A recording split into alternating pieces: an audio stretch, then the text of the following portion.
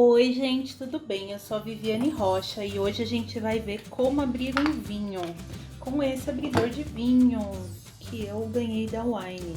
Então, ele é assim, ó. Ele tem essa parte, tem um espiral e tem essa faquinha aqui. Então, a gente vai começar pela faquinha.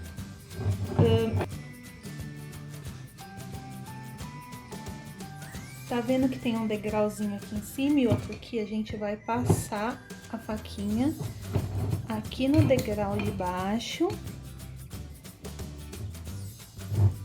e vai cortar isso daqui.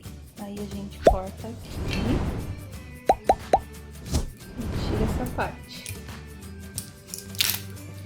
Isso é muito importante, tirar toda essa parte aqui do lacre.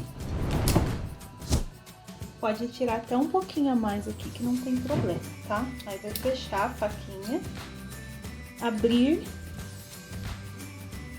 o abridor e colocar no meio e girar.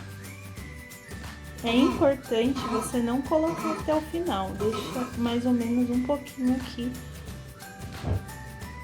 antes. Aí agora você vai encaixar a primeira peça mais perto do topo e vai puxar. Não puxa tudo, tá? Depois sobe, fecha, volta.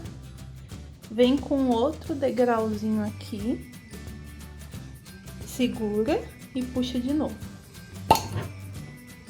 Pronto, tá aberto o vinho. Se você gostou desse vídeo, deixa o seu comentário e me fala o que mais sobre vinhos você quer saber. Um abraço e tchau!